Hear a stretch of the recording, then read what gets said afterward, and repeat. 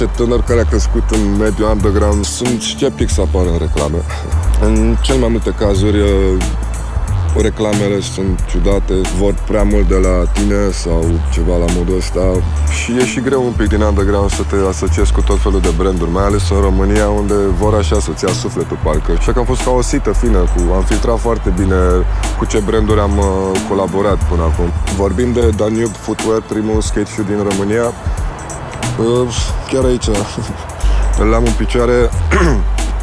Inițial am vrut să-l promovăm pe pagina noastră de Facebook, fiindcă au fost lăudați de skater, de prieteni. Uite, în sfârșit, niște români au luat niște material și au făcut un skate shoe foarte mișto și rezistent și chiar arată bine și, mă rog, e pe placul, de fapt, cui trebuie, skaterilor. Vreau să-i promovez cu tot sufletul, clar, mai ales fiindcă nu sunt oameni leneși și mai ales fiindcă au o filozofie foarte mișto și oamenii sunt la început, au chestii foarte tari și merită toate șansele, exact cum am avut și noi nevoia de șansă și ne-a fost acordată. Fără să fim fanatici, e important să ai un brand românesc, să ai un exemplu, de fapt, repet, cum a fost și sub Carpați. E important să vezi că se poate face fără nu știu ce compromisuri. E mișto să vezi că, până la urmă, e un exemplu. E bine să porți branduri străine în picioare, dar e foarte bine să porți și nu știu, un Adidas românesc sau un skate shoe românesc, nu știu. Simți așa, nu neapărat că îți salvezi patria, dar simți că cineva își face treaba bine, în român. Salutare, sunt Bine MC de la Subcarpați și îmi plac încălțările Danube Footwear, skate shoes. Hai!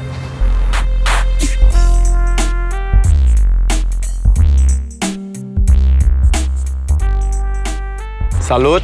Sunt Mario Georgescu, am 26 de ani și sunt creatorul primului brand de skate shoes din România. Suntem porniți din stradă, porniți din pasiune, pornim de la oameni și pentru ei facem acest lucru, pentru oamenii care vor să aibă un shoe de calitate și de care să fie și mândri. Sunt Lidia Cremenescu, am 27 de ani și sunt alături de Mario în Danube Footwear.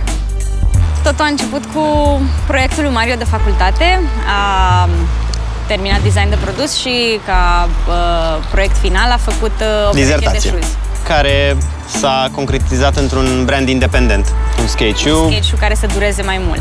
Ăla era scopul, să țină cât mai mult. Asta ne-am dorit să fie în filozofia noastră, neapărat. Fix acum un an, în august 2016, am venit în România, am făcut prima colecție. Trebuia să lansăm de Crăciun, dar a fost imposibil. Mai greu la început. Mai greu la început, mai greu, până înveți cu ce se mănâncă. Dar am lansat de Paște. Shoes-ii ăștia sunt făcuți să reziste la skateboarding, în primul și în primul rând. Am pus un mare accent pe materiale de calitate, piele de cea mai bună calitate, un toe cap din poliuretan care ajută la a nu se distruge pe acest șmirghel, că noi îl... Da, cu vârful agăți, nu? Dacă exact. Agăți în continuu. Când faci mișcarea de a sări, mereu se uzează shoes-ii super repede, așa că am pus în zonele cheie asta la fel e specială? Asta înălțat aici? Este o protecție pentru gleznă. Noi ne cam rupem gleznele la skate destul de des. Desigur. Și, uite, și petecul ăsta de piele. Noi ne rupem și returile foarte des, tot din cauza șmirghelului de pe skate. Tare! Funcția a ghidat forma, să zicem așa. Tare. Cred că și noi și Mario am ales, în primul rând, să facem treabă bună, după aia să facem bani. Independența e cheia. În momentul ăsta, fiecare trebuie să aibă încredere în el și să facă.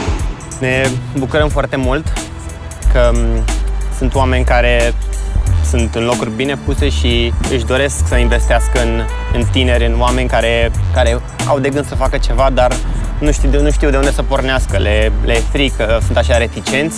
Mario este foarte tipicar și vrea totul să fie perfect. Vrea ca shoe-ul ăla să fie shoe perfect. Și eu de la început am zis, ok, hai să facem ceva să fie foarte bun. Și după aia să lucrăm în continuare și să-l facem din ce în ce mai bun. Vrem foarte mult să lansăm acel produs, pentru că acel produs, când ajunge la comunitate, primești un feedback foarte, foarte bun, care acel feedback te ajută de 1000 de ori mai mult decât ai stat tu în atelierul tău și ai bibilia acolo să fie mai bine. Nu știu, crești exponențial mult mai mult dacă produsul este pe piață. E mai mult decât tare că Bin ne susține. Îi mulțumim din tot sufletul.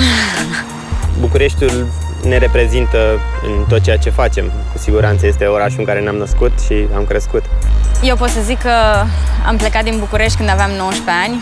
M-am dus în afară, am făcut facultatea și cu toate că mă întorceam o dată de 2 ori pe an, nu mai vreau să mai plec. Este mult prea frumos acest loc. Trebuie doar ca oamenii să se apuce de treabă și să facă chestii. Danube Footwear, exact cum așteptam. Oameni simpli, oamenii noștri, ca să zic așa.